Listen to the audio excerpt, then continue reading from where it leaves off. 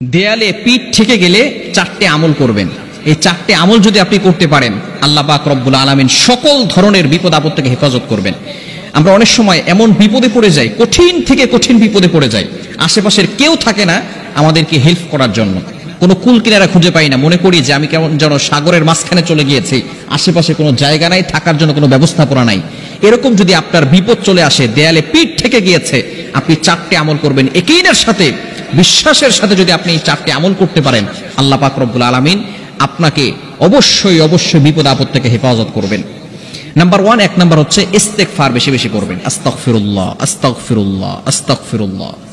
এবং আরো ইস্তেগফার আছে, আস্তাগফিরুল্লাহ রাব্বি মিন কুল্লি যামবি ওয়া আতুবু ইলাইহি লা হাওলা ওয়ালা কুওয়াতা ইল্লা বিল্লাহিল আলিয়্যিল আযীম। আরো আছে সাইয়্যিদুল ইস্তেগফার, আল্লাহুম্মা আনতা রাব্বি লা ইলাহা ইল্লা আনতা খালাকতানি ওয়া আনা আবদুকা ওয়া আনা আলা আহদিক ওয়া ওয়া'দিকা মাসতাতাতু আউযু বিকা মিন শাররি মা সানাতু আবুউ লাকা বিনি'মাতিকা আলাইয়া ওয়া আবুউ লাকা বিযামবি ফাগফিরলি ফাইন্নাহু লা ইয়াগফিরুয যুনুবা ইল্লা আনতা। এটা হচ্ছে সাইয়্যিদুল ইস্তেগফার, ইস্তেগফারের ভিতরে সবচেয়ে বড় ইস্তেগফার। যে ব্যক্তি দিনের বেলায় ইস্তেগফার করবে, ওই দিনে মারা গেলে আল্লাহ তাআলা তাকে মৃত্যুর সাথে সাথে জান্নাতের ব্যবস্থা করবেন। এটা বুখারী শরীফের হাদিস, শাদ্দাদ ইবনে আউস রাদিয়াল্লাহু তাআলা আনহু থেকে হাদিসটি বর্ণিত হয়েছে।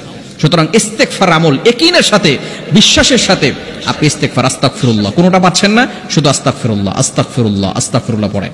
আল্লাহ তাআলা পবিত্র কোরআনুল কারীমের ভিতরে নিজে বলে দিয়েছেন, 29 নম্বর পারার 12 নম্বর পৃষ্ঠায় রয়েছে, একেবারে 8, 9, 10 নম্বর লাইনগুলোতে সূরাতুন নূহের 10, 11, 12 এই আয়াতগুলোতে আল্লাহ তাআলা জানিয়ে দিয়েছেন, ফাকুল তুস্তাগফিরু রাব্বাকুম ইন্নাহু কানা গফফারা ইউরসিলিস সামাআ আলাইকুম মিদরারা ওয়া ইউমদিদুকুম বিআমওয়ালিন ওয়া বানিন ওয়া ইয়াজআল লাকুম জান্নাতিন ওয়া ইয়াজআল লাকুম আনহারা।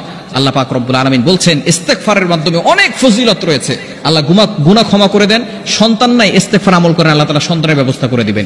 সম্পদ নাই, ইস্তেগফার আমল করেন, আল্লাহ তাআলা সম্পদের ব্যবস্থা করে দিবেন, জান্নাতের ব্যবস্থা করে দিবেন, জাহান্নাম থেকে মুক্তির ব্যবস্থা করে দিবেন। শুধু তাই নয়, নবীজি সাল্লাল্লাহু আলাইহি ওয়াসাল্লাম আরো বলে দিয়েছেন, মান লাজিমাল ইস্তিগফার, যে ব্যক্তি সব সময় ইস্তেগফারের সাথে আঠার মতো লেগে থাকে, আল্লাহ পাক রব্বুল আলামিন তাকে সকল ধরনের প্রটেক্ট ফ্রম অল অ্যাক্সিডেন্ট, সকল বিপদ আপদ থেকে আল্লাহ হেফাজত করেন। তাহলে এক নম্বর হচ্ছে ইয়াকিনের সাথে, বিশ্বাসের সাথে আপনি ইস্তেগফার আমল করবেন। নাম্বার 2, দ্বিতীয় নাম্বার হচ্ছে দুরূদ শরীফের আমল করবেন। বেশি বেশি করে দুরূদ শরীফ পাঠ করবেন। বিশেষ করে সবচেয়ে দুরূদের ভিতরে শ্রেষ্ঠ দুরূদ হচ্ছে দুরূদ ইব্রাহিম। আল্লাহ পাক রব্বুল আলামিন পবিত্র কোরআনুল কারীমের ভিতরে কিন্তু এই বিষয়ে আয়াত নাযিল করে দিয়েছেন। সূরাতুল আহজাবের ভিতরে রয়েছে, আল্লাহ তাআলা জানিয়ে দিয়েছেন 22 নম্বর পারা 5 নম্বর পৃষ্ঠার 4-5 নম্বর লাইনে রয়েছে, ইন্নাল্লাহা ওয়া মালাইকাতাহু ইউসাল্লুনা আলান নবী ইয়া আইয়ুহাল্লাযীনা আমানু সাল্লু আলাইহি ওয়া সাল্লিমু তাসলিমা। সুতরাং আল্লাহ তাআলা ঈমানদারদেরকে বলছেন, তোমরা নবীর উপরে দুরূদ প্রেরণ করো। সুতরাং বেশি বেশি দুরূদ পড়লে আল্লাহ পাক রব্বুল আলামিন কঠিন থেকে কঠিন বিপদ থেকে হেফাজত করবেন। আমি নিজে এটা চাক্ষুষ প্রমাণিত। দুরূদ শরীফের যত বেশি আমল করবেন, তত বেশি আল্লাহ তাআলা আপনাকে বিপদ আপদ থেকে হেফাজত করবেন। নাম্বার 3 নম্বর হচ্ছে দোয়া ইউনুস পড়বেন। ইউনুস আলাইহিস সালাম যখন কঠিন বিপদে পড়েছিলেন, তখন আল্লাহ তাআলা ইউনুস আলাইহিস সালামকে হেফাজত করেছিলেন।